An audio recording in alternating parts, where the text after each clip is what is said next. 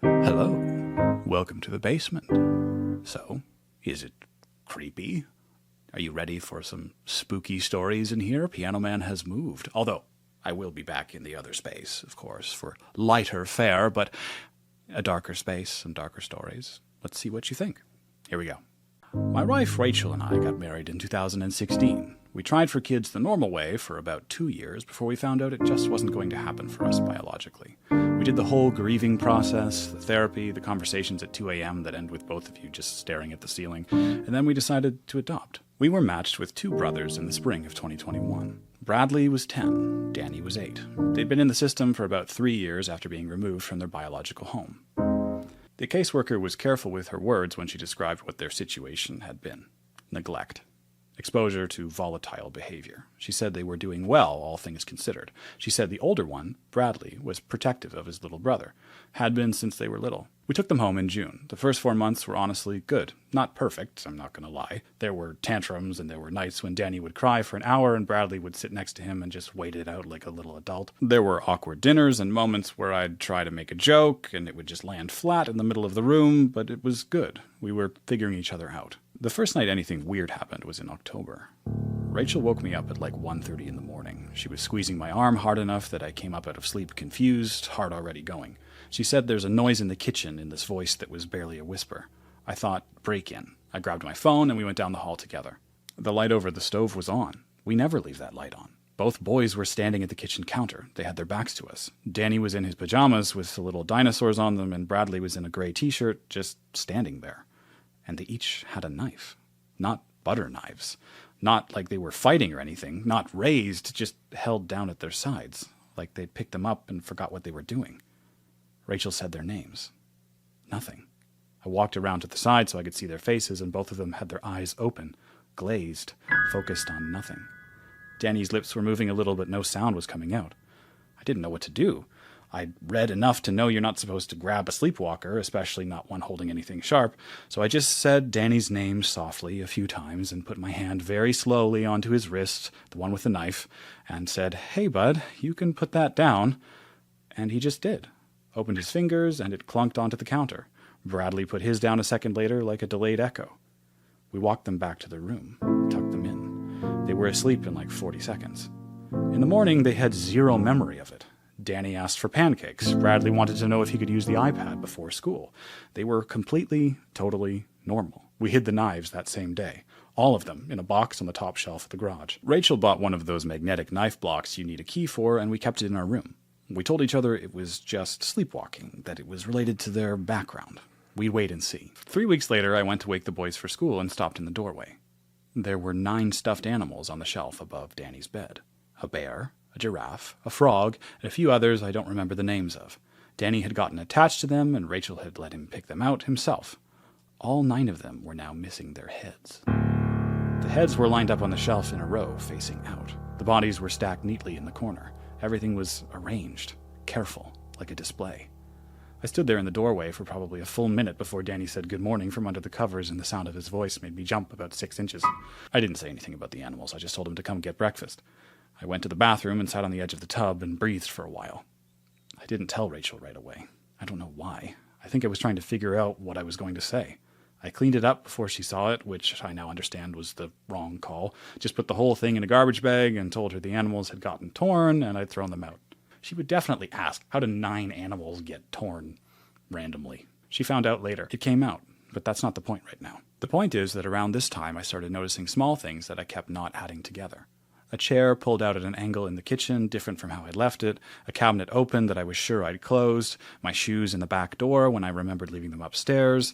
Little things. Things that are easy to explain away at one at a time. I explained them away. The night that scared Rachel happened in November. She woke up at around 3 a.m. because she thought she'd heard something. She said she'd just lay there for a second, listening. And then she realized the sound was breathing.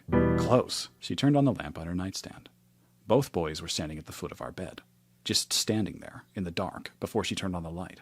Both of them perfectly still, looking at her, at us. She screamed. I don't blame her. I woke up and saw them there. Bradley blinked first, looked confused, started crying almost immediately. Danny just stood there for another few seconds looking at the lamp like he was trying to figure out what it was.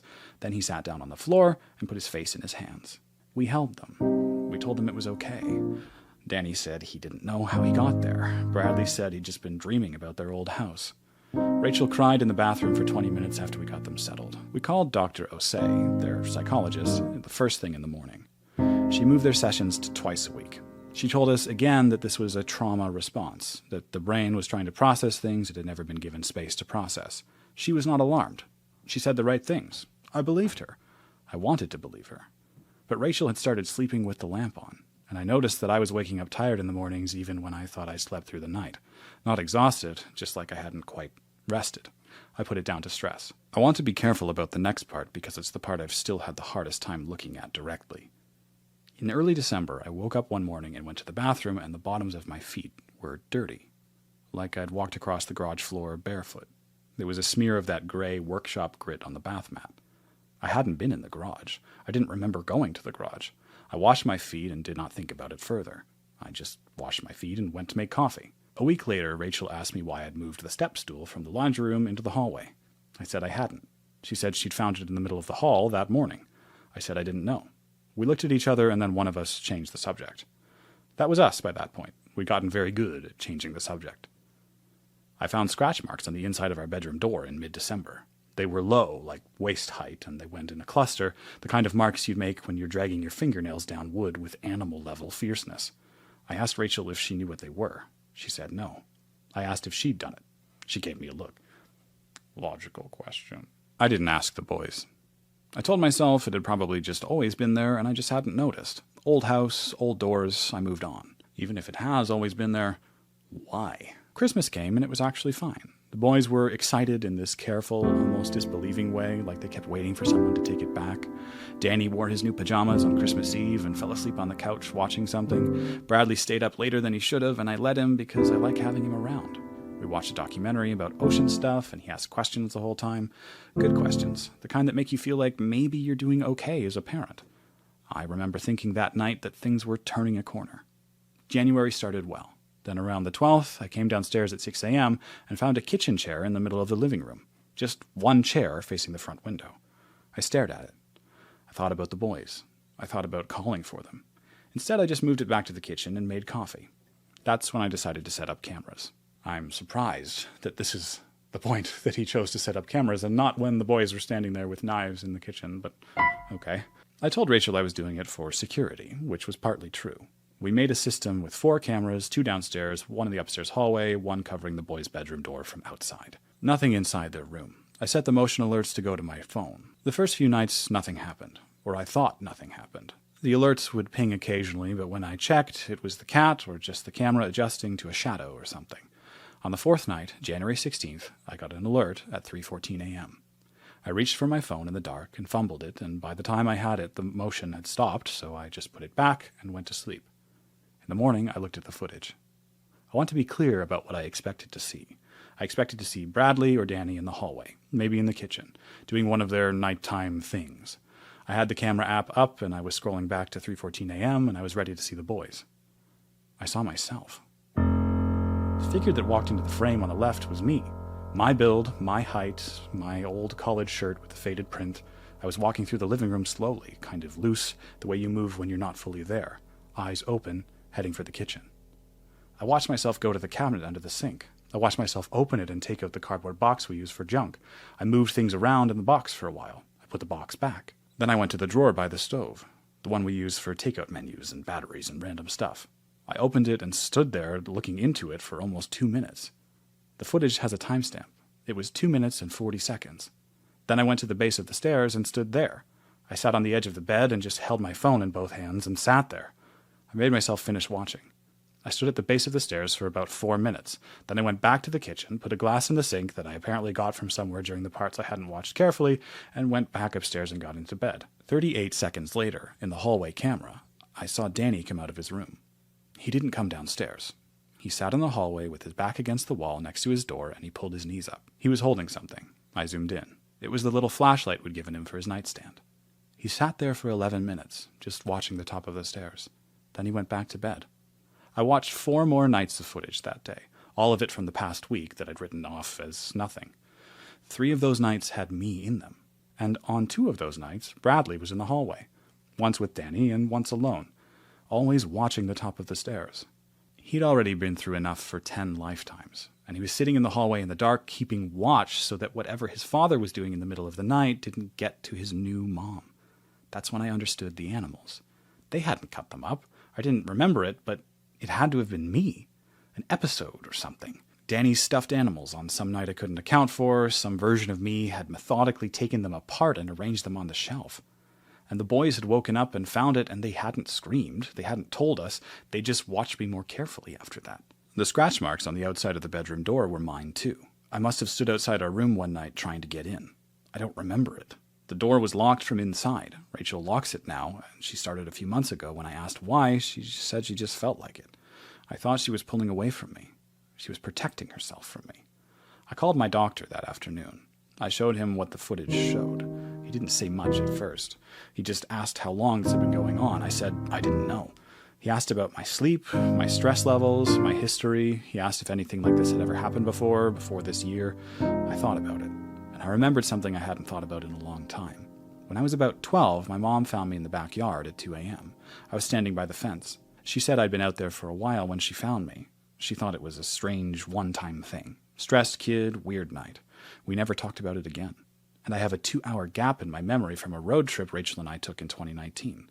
I thought I'd fallen asleep in the passenger seat. She said I hadn't been asleep. I didn't connect any of it until that afternoon.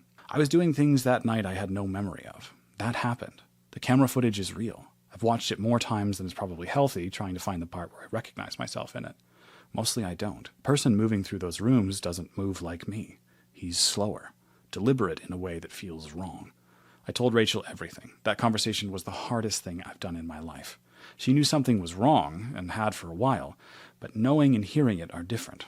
She cried for a long time. Then she asked me if she and the boys were safe.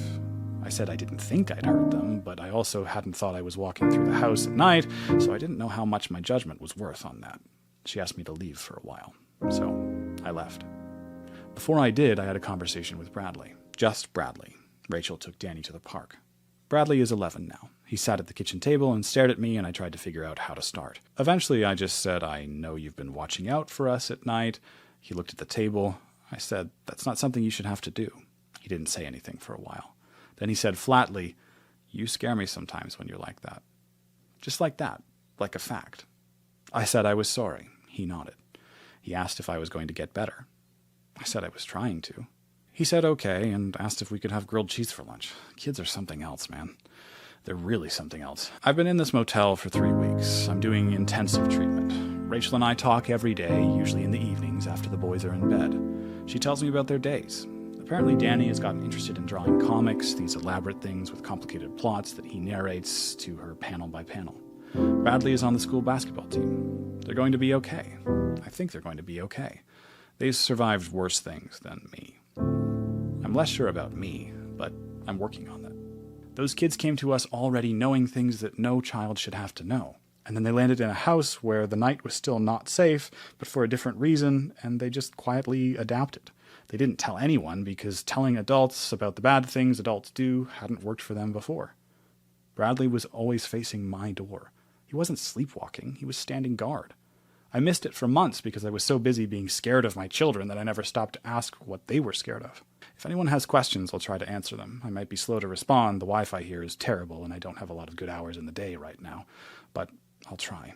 Thanks for reading this. I needed to put it somewhere outside my own head. Edit. Yes, I am in treatment. Yes, Rachel knows I posted this. No, I'm not going to share the footage. Please stop asking about the footage. Edit 2. To the people in my DMs saying I should lose my kids, I hear you, and some days I think you're right. That's not your call or mine right now. It's Rachel's and the courts and the doctors. I'm trying to be honest about that. Edit 3. Danny sent me a picture of his comic through Rachel. The main character is a robot who can't remember things, but is trying to be good. I don't know what I'm supposed to do with that, so I'm just going to sit here with it for a while. So, that's our story for today. What did you think of the basement? Let me know in the comments below. And if you enjoy this content, subscribe to the channel and tell your friends. I'll see you next time.